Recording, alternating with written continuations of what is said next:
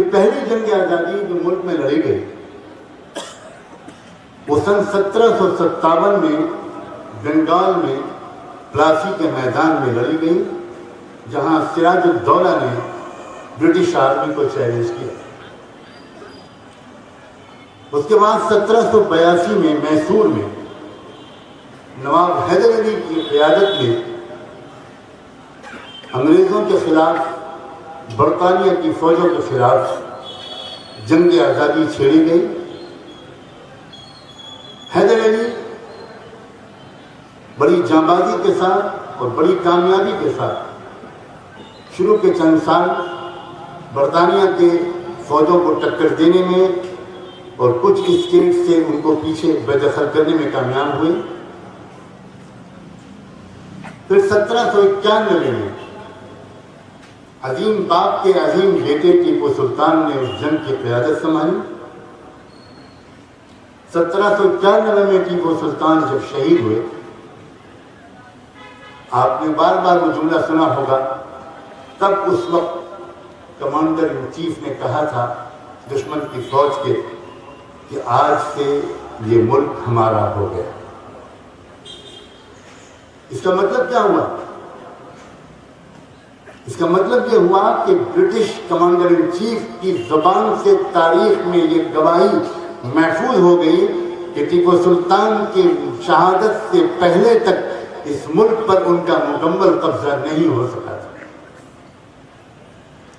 اس کا مطلب یہ ہوا کہ اس برٹش کنٹرول کے سامنے جو رکاوٹ ڈالی جا رہی تھی، جو آبسٹرکشن تھا، جو ریزسٹنس تھا، جو مقابلہ کر رہے تھے لوگ، ایک بھی کوئی اور دوسرا رولر، میں نام تو نہیں لوں گا یہاں پر، اس وقت رولرز موجود تھے اور میں ان میں سے کچھ ناموں کو جانتا ہوں، لیکن ان میں سے ایک رولر نے بھی، وہ چاہے راجپوت رولر ہوں اور چاہے وہ کسی اور قبیلے کے رولر ہوں، not a single tribe dared to challenge the British rule۔ یہ برٹش کمانڈر ان چیف کی گواہی کا خلاصہ ہے اور یہ اس کا فطری نتیجہ ہے۔ 1799 میں ٹیپو سلطان شہید ہوئے تھے۔ اس کے بعد 1824 سے لے کر 1831 تک سید احمد شہید رحمۃ اللہ علیہ کی جو جماعت تھی، حضرت شاہ عبدالعزیز کے فتوے کے مطابق انہوں نے انگریزوں کے خلاف آرمڈ اسٹرگل، ایک مسلح جہاد اور مسلح جدوجہد کا آغاز کیا۔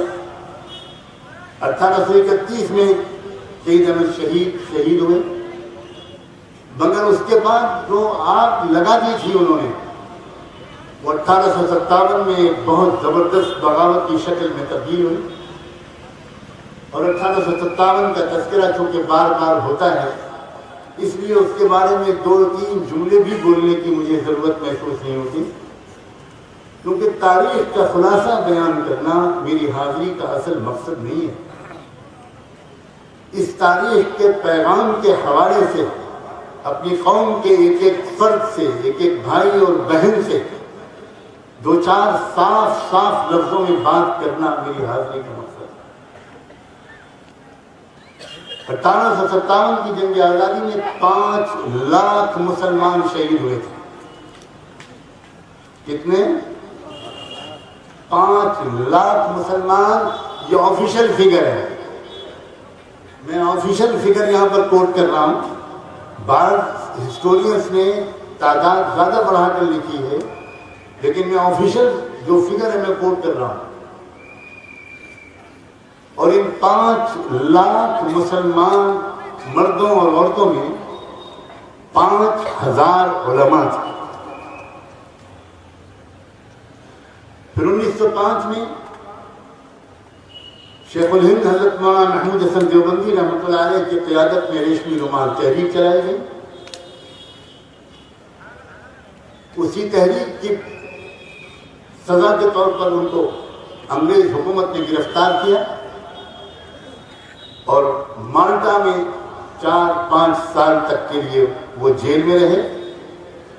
صرف مالٹا میں جیل میں نہیں رہے، مالٹا میں بھیانک سردی میں جیل میں رکھا گیا، وہاں -20 -30 ٹیمپریچر ہوتا ہے، اس میں ان کو رکھا گیا اور ایک پھٹے پرانے کمبل کے سوا ان کے پاس بچھانے اور اوڑھنے کے لیے کچھ نہیں تھا۔ کئی سردیاں اس عظیم شخص نے اسی طرح وہاں گزاری،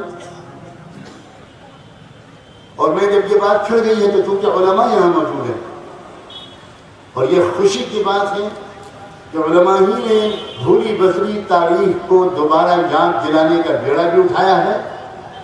خدا کرے صرف یاد دلانے پر یہ علماء رک نہ جائیں، یہ بھولی بسری تاریخ کو دوبارہ عملی طور پر دہرانے کی طرف قدم بڑھائیں۔